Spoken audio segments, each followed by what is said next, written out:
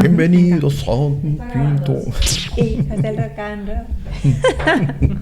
Bueno, hola a todos y bienvenidos a un nuevo episodio de Al Grano, el podcast de Clínica Saura, con un invitado hoy muy especial.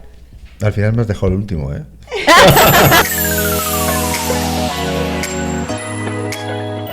España es uno de los países del mundo con más casos de alopecia. Casi la mitad de la población la sufre en algún grado. Si quieres conocer las causas, los tratamientos y los mitos acerca de la caída del cabello, no puedes perderte el episodio de hoy. Cirujano capilar, especialista en medicina estética y además dirige la unidad de tricología y salud capilar de Clínica Saura. Hoy nos acompaña nuestro doctor Luis Navarro. ¿Qué tal, chicas? Bienvenido, pues doctor, al podcast. Menos mal que me habéis invitado, porque yo pensaba que ya la invitación no llegaba. Que ya no me decíais nada. No llegaba. Y esto, para ser famoso en esta región, hay que participar en el podcast de Aura, si no, no eres nadie. Por supuesto. Doctor, como ha comentado Laura al empezar, en España hay muchísima alopecia. Pero, ¿a qué se debe? ¿Hay algo que se sepa por qué en España hay tanta? No hay ninguna base científica. Efectivamente, tienes razón, Gloria, en que sí que hay muchísima alopecia. La incidencia de la alopecia es muchísima y cada vez es más. Y sobre todo, además, aunque la gente no lo piense, cada vez vemos en nuestras consultas más mujeres que hombres. La curva de la pirámide se ha invertido. Antes las consultas veíamos, sobre todo, el 80% eran hombres y ahora vemos el 70 o 80% mujeres. Y cada vez muchas mujeres más jóvenes que vienen porque tienen ese problema o porque se vamos educando poco a poco a la población a que que vengan de una manera preventiva, que sepan las causas de esa alopecia o de esa incipiente alopecia y otras muchas causas que originan esa alopecia y que hacen que España sea uno de los países con más incidencia de alopecia en el mundo. Somos los segundos del mundo, los primeros son los holandeses, pero no me preguntéis por qué, porque no hay ninguna base científica que diga por qué España y Holanda sí y no Alemania y Suiza, o por qué los pacientes orientales no y los africanos menos, y el pelo africano es rizado y el pelo, en fin, hay un componente genético muy importante, por eso hay un tipo de alopecia, la más incidente, que es androgenética, que hay un componente genético poligénico muy importante, pero hay factores determinantes ambientales externos que tampoco sabemos ni podemos determinar por qué. Qué fuerte. Y doctor, vamos con el primer mito.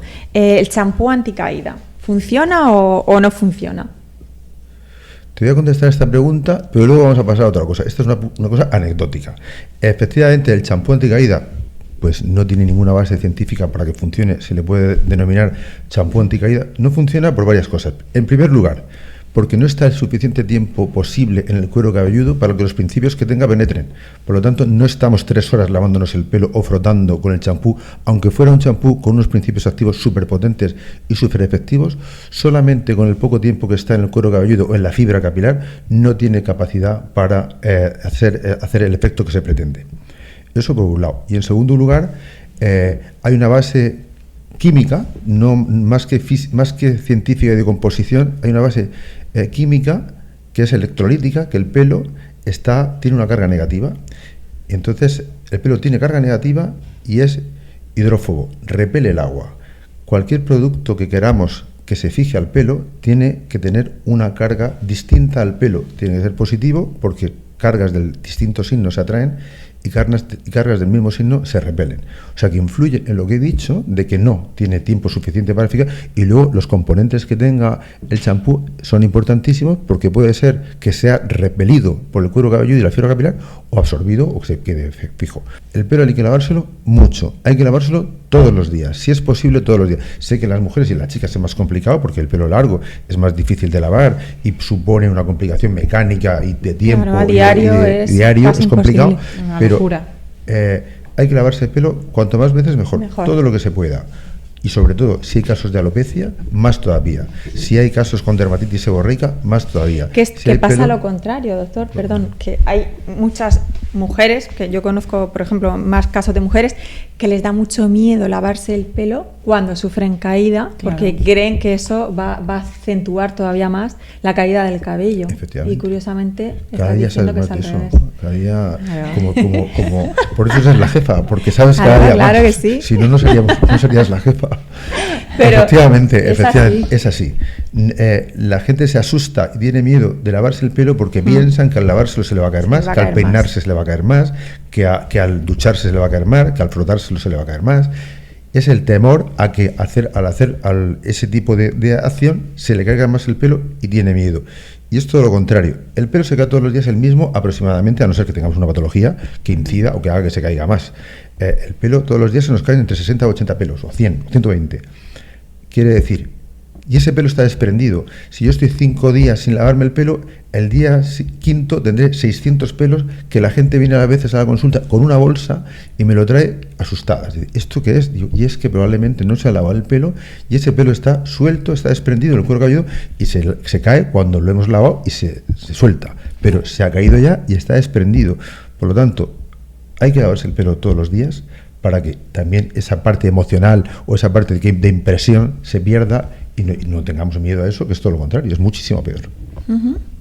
¿Y cuándo ha de preocuparnos la caída del cabello? Porque como bien déjame que diga una cosa muy importante. Sí. Muy importante. Esto del pelo, lo del pelo, no todo vale. No vale todo el mundo que sabe de pelo, no sabe todo el mundo de pelo.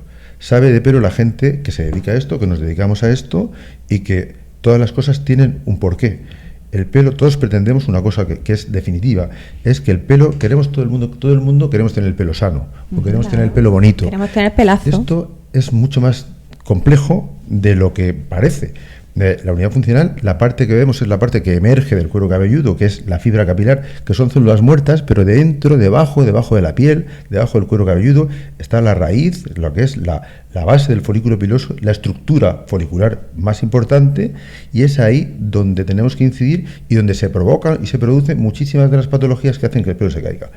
Sabiendo y conociendo el funcionamiento del folículo piloso, nosotros podemos saber, es una unidad, es un mini órgano, que con eso podemos saber el estado hormonal, el estado metabólico y el estado funcional del paciente.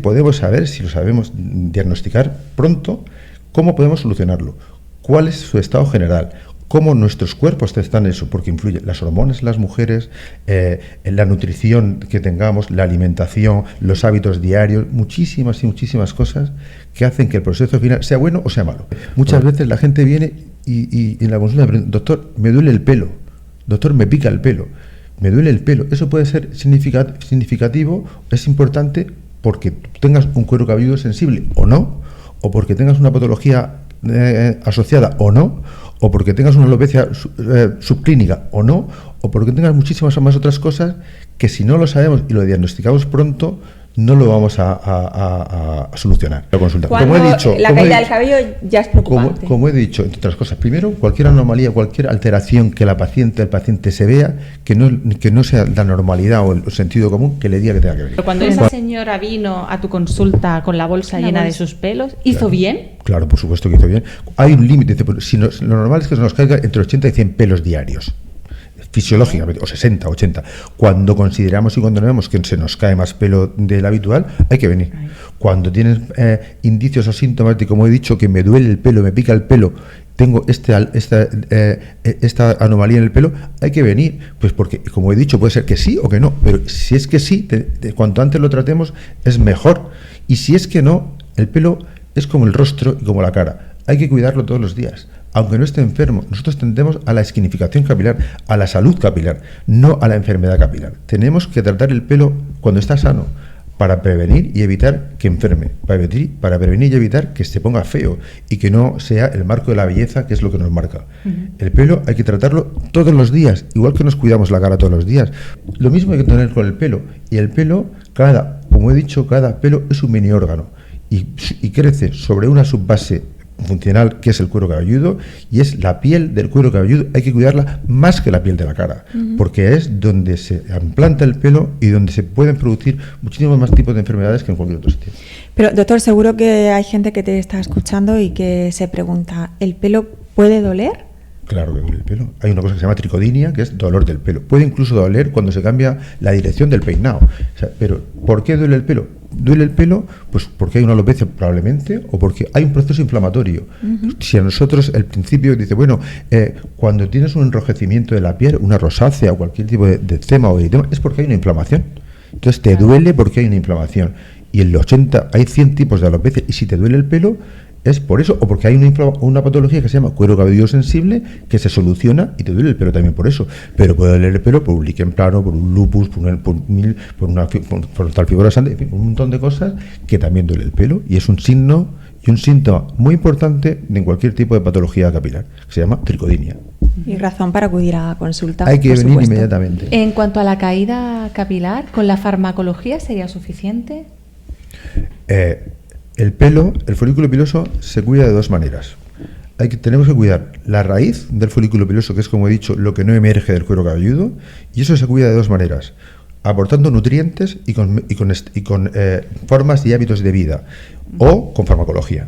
Si hay un tipo de patología, pues se inyecta el fármaco, o sistémicamente lo tomamos por la boca. Hay mesoterapias de todo tipo, como tenemos en la clínica, que hacemos muchísimos tratamientos: plasma rico en plaquetas, mesoterapias con todo tipo de fármacos, atendemos nutricionalmente, damos consejos de preventivos, en fin, tratamos todo tipo de alopecias, pero hay ese arsenal, esa batería de tratamientos que tenemos, es para eso, pero hay que tratarlo de dos maneras. Uno, lo que no se ve que emerge del cuero cabelludo, que es la raíz del folículo piloso, se trata eso, y luego la parte que emerge, que es la fibra capilar, que también se trata pues con cosmética, con cuidados, con prevención, con como he dicho, con formas de vida, con nutrientes, con mascarillas, con aceites, con esa parte que también tenemos que conocer. Y lo primero que tenemos que hacer es saber conocer el pelo, qué es lo que nos pasa, para poder elegir el tratamiento y el cosmético adecuado. Y dentro del abanico de tratamientos que tenemos, digamos que el último paso sería el injerto capilar. Sí, bueno, es un paso más. La parte correctora y reparadora del proceso de alopecia final es la restauración de lo que se ha perdido, que es el trasplante capilar. Que no quiere decir que porque hagamos un trasplante capilar, tanto en hombres como en las mujeres, no quiere decir que hayamos solucionado el problema principal. Hemos solucionado el problema estético de imagen, que es lo que preocupa muchísimo a la mayor parte de la gente. Pero debemos seguir tratando al paciente, porque esa alopecia, esa llegar a tener que realizar un trasplante capilar, es consecuencia de un proceso de alopecia androgénica o de cualquier otro tipo de alopecia. Por lo tanto, no quiere decir que el trasplante capilar solucione definitivamente el problema, soluciona el problema estético para siempre, pero tenemos que seguir manteniendo la alerta para que no avance la alopecia de base que ha provocado ese trasplante. Lo que pasa, doctor, que yo lo he visto y Laura también, hay gente que ha venido a pasar consulta para un injerto capilar y se les ha dicho que no. ¿En qué caso se le dice que no a un paciente? Primero, nosotros, y yo, aunque la jefa me quiera rectificar, pero ella ha apoyado siempre esa postura, pues no hacemos nada porque comercialmente ni industrialmente. Honestidad siempre. Si hacemos un trasplante es porque primero se lo puede hacer, y si quiere hacérselo muchísimas veces, como te has dicho, Gloria, muchas veces hemos dicho, tú has estado presente, no, sí, usted no puede hacerse un trasplante, primero porque tiene una alopecia cicatricial que cada vez hacemos más, y hasta que no se estabiliza no hacemos el trasplante, o luego porque no tiene una zona donante adecuada y vamos a hacer un trasplante ínfimo y la pretensión o lo que pretende el paciente no vamos a cumplir las expectativas, o porque la zona donante esa que tiene no sirve, o porque la zona receptora no podemos implantar el pelo, por muchos tipos de circunstancias que pueden incidir en eso, y hasta que no está el paciente preparado, o le preparamos, o hemos estabilizado cualquier enfermedad de base que tenga para realizar el trasplante, no lo hacemos. Y no hacemos nada, y por supuesto siempre con la verdad por delante. No le decimos a nadie que le vamos a dejar la melena de Tarzán cuando le vamos a dejar un pelo un poco más discreto a sus expectativas. Y luego hacemos muchos trasplantes también preventivos. Muchas veces una manera de protegerse del sol, hay gente que se hace trasplantes y le indicamos que se haga el trasplante no para cubrirle el pelo estéticamente, porque probablemente no tengamos o no tenga capacidad para ser cubierto con lo que se pretende, pero sí le va a proteger a lo largo del tiempo, a lo largo de muchísimos años, de que tenga el daño solar que le provoca la exposición continua al sol. A ver, en el caso del injerto que nos está llevando ahora, ¿cuándo ve el paciente el resultado final de un injerto? Nosotros damos el alta al año. Estamos, como tú sabes, viéndole en consulta permanentemente, con revisiones, con tratamientos, con consejos. Así hacemos seguimiento y cuidamos que la salud del trasplante sea con la correcta. Requiere paciencia. Mucha paciencia.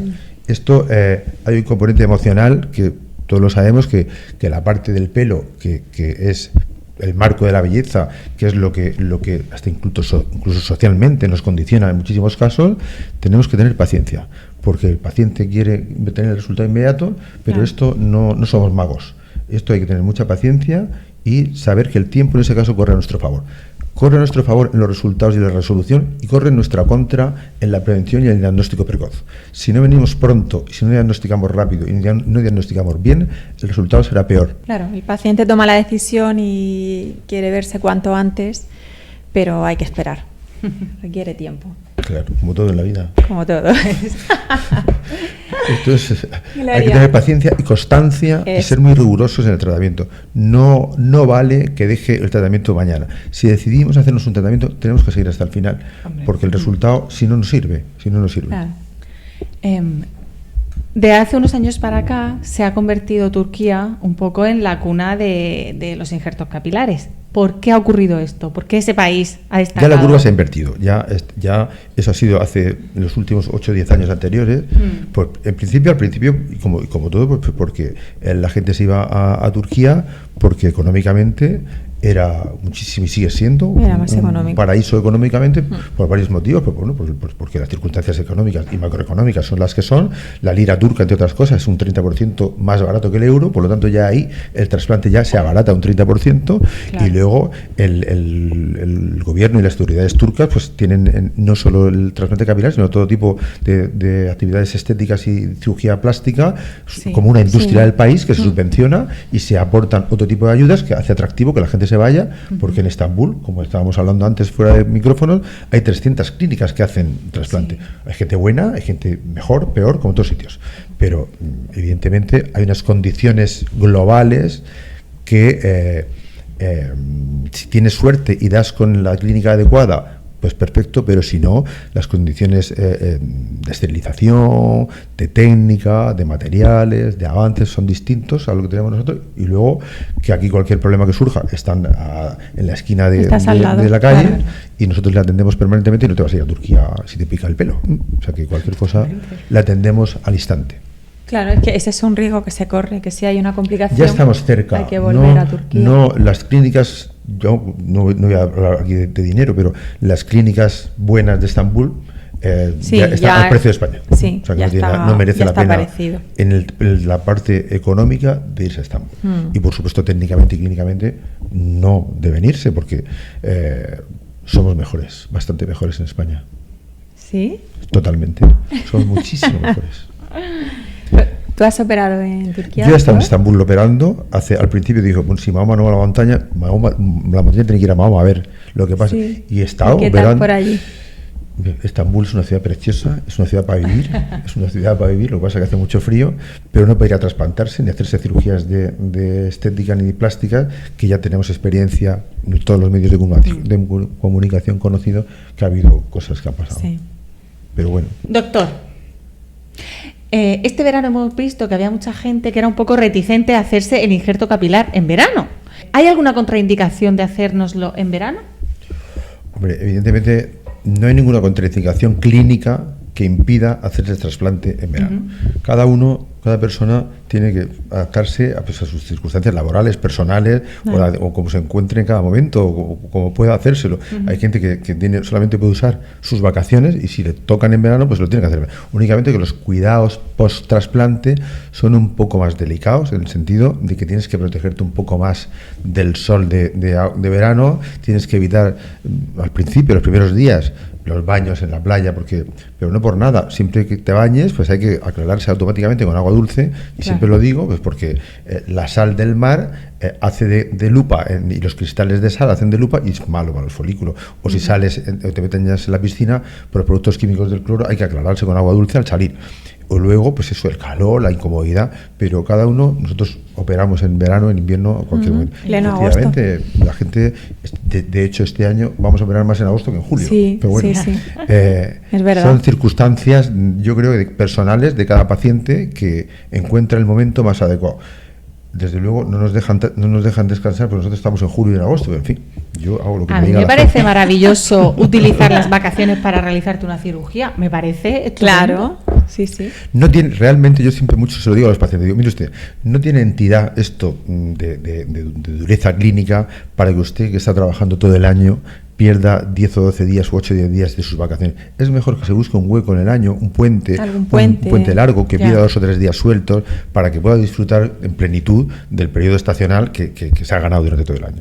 Pero en cualquier caso, las circunstancias, cada cosa tiene su época. Por ejemplo, en verano, en junio, operamos profesores y maestros y profesores universitarios que terminan su actividad laboral. Sí. Y operamos deportistas que terminan sus ciclos de deporte, a no ser que sean deportes olímpicos, que se van a la Olimpiada. Claro. En cualquier caso, cada uno se adapta a su actividad y a su forma de vida. Entonces no hay ninguna estación recomendada ni no recomendada para hacerse. Así que quien esté pensando en hacerse el injerto y solo tenga opción del verano, no hay ningún problema. Es como la gente que se queda embarazada. Digo, nadie piensa quedarse embarazada. No, te quedas embarazada en verano o en enero. No, sí que se piensa.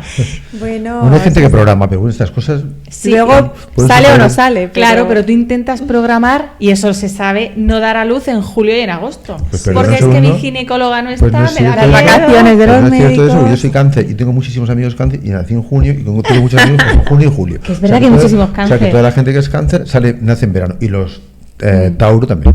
Por lo tanto, que luego, aunque planes, pues no salen las cosas siempre como uno quiere. Gloria, dispáranos con las preguntas de Instagram. Bueno, doctor, Vamos como allá. ya sabes, y todos nuestros seguidores también saben, hacemos preguntas a nuestros seguidores en Instagram que luego las realizamos aquí. Entonces, una pregunta que nos han hecho: champú de cebolla, pero no champú de cebolla comprado. Yo me compro un champú y le pongo una cebolla y le meto una cebolla. Así es. ¿Funciona? Bueno, Hemos alucinado, al menos yo, las dos. Se vende ¿Pero triturada o qué? ¿Lo explicaba la paciente? No lo sé. Yo creo que ¿O entera. ¿O qué tipo de cebolla? Yo creo que entera para... Cebolla dentro del bote. Pues seguro del que champú. funciona. Seguro que funciona porque el principio activo es el mismo. O sea, si existe champú de cebolla, existe eso. La cebolla es antiinflamatoria y, probablemente lo pongas, o la cuezan o no, o la pongan cruda o no, eso lo que desprende la cebolla, ese principio natural que tiene la cebolla, pues le provocará un beneficio antiinflamatorio y será aliviante de cualquier tipo de tratamiento capilar. Ay, a veces la sabiduría popular. Qué fuerte. Es o sea, si tú tienes un impresionante. proceso inflamatorio de por lo que sea... Tampoco te vas a frotar una cebolla en la cabeza porque encima huele mal. Pues ahí, gracias a Dios, la farmacología, tenemos otras cosas para eso, no te vamos a frotar una cebolla. Sí, pero viene, el origen está ahí, Sí, en el poder antiinflamatorio El de la origen es ese. cebolla. Es igual cuando decimos, yo recomiendo muchísimo el cuero cabelludo y la fibra capilar que tiene que estar lubricada. No solo se lubrica con la grasa, con el sebo y la grasa, la producción de la glándula sebácea, que es lo que producimos, que es la primera capa lipídica que cubre la fibra capilar. Esa fibra capilar, muchas veces cuando tenemos el pelo largo, la gente que tiene el pelo largo, esa capa lipídica llega hasta mitad. No hay una suficiente producción de glándula sebácea para lubricar toda la melena. Entonces siempre recomiendo, para que el pelo tenga un aspecto mucho más bonito, más brillante, que esté más sano, pues que de mitad de melena hacia las puntas, pues que frotemos con aceite de coco. Ah, sí, lo has dicho. O aceite de argán. Sí. Pero siempre digo aceite de coco. Te preguntarán, ¿y por qué aceite de coco? Porque el aceite de coco es el aceite que más grasa saturada tiene, es el que más vitamina tiene, es el más antioxidante, aunque sea el más denso. ¿Cómo hay que aplicarlo? Pues como es el más denso, hay que frotarlo y calentarlo un poco en las manos para que se lubrique más y esté más fluido. O sea, que cada cosa tiene su motivo y su porqué. O sea, que ya aprovecho y lo digo, hay que ponerse un poco de aceite de coco, si es mejor, de mitad de melena hacia abajo, para que el pelo sea mucho más sano y más... ¿Pero en seco, doctor, o recién lavado con el pelo mojado? En seco, antes de lavarse el pelo. Antes de lavarse, podemos hacer otro día otro podcast o miles de podcasts de cuidados de la fibra capilar, de truquillos o de tratamiento para que el pelo y la fibra se vea bien, cómo me lavo el pelo, cómo trato el pelo en invierno, en verano, pues cómo me trato el pelo rizado, el pelo seco, el pelo liso, cómo lavo un pelo con método curly, cómo lavo un pelo rizado, cómo lavo un pelo con razas africanas, cómo lavo un pelo como Gloria lo tiene tan rizadito, tan mono, esas cosas, ¿no? Pues genial, lo haremos. ¿Cómo trato la dermatitis seborreica? ¿Cómo quito la caspa de una manera o de otra? ¿Qué es mejor para eso? En fin, muchísimos trucos y cosas de sabiduría no popular, sino que técnicamente hay que saber hacerlo. Por eso vuelvo a incidir, no todo vale, Claro. no vale todo lo que te diga nadie, y tiene que decirlo gente que sepa esto. Profesionales. Es que tengo otra pregunta, De cebolla no. pero no es de La de Instagram. cebolla ha sido buenísima. La de cebolla es A ver buenísima. esta, ¿qué tal? ¿Cuándo es mejor lavarse el pelo? ¿En qué momento del día? Eso me lo has preguntado alguna vez, también lo he Sí, dicho quien alguna nos vez. siga en Instagram Y lo ya he dicho escucha al alguna- doctor y lo he dicho- decirlo, y lo he pero dicho alguna vez. Aparte vamos de a lavarse el pelo, recordarlo. hay que lavarse el pelo por la noche, antes de acostarse, o a terminar la jornada laboral. Pero simplemente por una cosa de lógica aplastante. Quiere decir que si nosotros nos lavamos el pelo por la mañana, que es cuando estamos acostumbrados, o cuando la gente está acostumbrada a lavarse el pelo, salimos con nuestro pelo súper limpio y súper bonito, y empieza el humo, la contaminación, que todas esas cosas van haciendo, acumulando porquería y suciedad a lo largo del día en el pelo, y eso que hemos limpiado, lo único que hacemos es acumularle porquería encima, y luego nos acostamos con esa, me iba a decir otra cosa, en la cama, y hace que eso genere muchísima suciedad. Por lo tanto, si nosotros nos lavamos el pelo antes de cuando terminamos nuestra jornada laboral o antes de acostarnos, pues el pelo se acuesta limpio. Y cuando decimos lavarse el pelo, hay que lavárselo bien. No es lo mismo lavarse la fibra capilar que el cuero cabelludo. Hay que emulsionar bastante con bastante jabón la fibra capilar, pero sobre todo tenemos que lavarnos el cuero cabelludo muy bien, muchísimo, con intensidad, para que eso, que es donde se acumula la microbiota que ensucia y que genera la dermatitis seborreica y la caspa, es en el cuero cabelludo. Qué interesante, Sí. doctor. Por más veces que lo Pues, escuchemos. hay bacterias que viven en las mucosas nasales y otro tipo de mucosas corporales, que con rascarnos en el pelo provocamos y sembramos ese tipo de bacteria, y hace que creemos incluso una patología, un tipo de alopecia que se llama foliculitis de Calvante, que la genera fundamentalmente una incidencia mayor de Staphylococcus aureus que anida y crece en el cuero cabelludo sucio. Sería por falta de... Por falta de higiene, y de que higiene, trasladamos bacterias que hay en otras partes del cuerpo a la cabeza. Qué horror. O sea, todo tiene su... porque sí, y no todo vale. ¿Hay algún alimento para frenar la caída del cabello? Alimento, y ya nosotras le hemos añadido vitaminas o cualquier cosa. Sí, bueno, todo el mundo viene, muchísima gente viene a la consulta y me dice, digo, ¿usted toma algo para el pelo? Y me dice, todo el mundo dice, muchísima gente dice, yo tomo biotina. Muchísimos productos de nutricosmética que tienen biotina. La raíz, que es donde está la célula madre, y lo que hace que el pelo esté sano o no, solo se cuida con nutrientes. La fibra capilar, el folículo piloso, necesita muy poco de muchas cosas. Eso hace que el conjunto, la medicina ortomolecular, el tratamiento integral, sirva. No vale con que me hinche a biotina, que no sirve para nada, Claro. que yo no la recomiendo, que es todo lo contrario. No vale la biotina, es perjudicial muchas veces y enmascara patologías de otro tipo. O no vale que me infle a hierro o a vitamina C cuando luego tengo carencia de vitamina A, D o B. Necesitamos poco de muchas cosas. Una O sea, nutrición saludable y equilibrada. eso es. Y completa. Sí. Entonces, al final, una mala alimentación, alguien Influye que... muchísimo. Ostras. Muchísimo. Hay muchísimas patologías carenciales que tiene que decir, porque nos falta zinc, nos falta vitamina D, nos falta hierro, y eso son los principios principales que provocan luego tipos de alopecia. El zinc es un alimento no esencial, eso sí que lo tenemos que aportar, porque no lo producimos, el cuerpo no produce zinc, es de las pocas cosas que no producimos, entonces sí que tenemos que aportarlo, pero si vemos que tenemos déficit de zinc, que siempre lo pedimos en las analíticas que prescribimos, pues sí que hay que aportarlo externamente, porque el cuerpo, al ser un alimento no esencial, no lo producimos. Me ha quedado súper claro, la verdad. Sí, Al primer signo de alarma... Vengan a vernos. Vengan a vernos. A ver, por eso Bueno. ellas tienen el pelo que tienen las dos, porque antes cuando las los conocí, consejos del doctor. cuando las conocí tenían la mitad de pelo que tienen ahora. Estamos medio calvas. Bueno, yo creo que hasta aquí el podcast de hoy. Muchísimas gracias, doctor. Ha sido súper interesante. Espero que a las personas que nos escuchen les guste tanto como a nosotros. Y bueno, ya agendamos me para llamas el próximo. antes. Sí. Porque me pones en la cola Vamos a siempre. agendar ya el siguiente. Bueno, encantado de estar con vosotras, de estar aquí en Clínica Saura. Me tratas casi bien siempre, pero estoy muy a gusto contigo y con Gloria. Pues gracias, doctor. Chao. Adiós. Chao, adiós.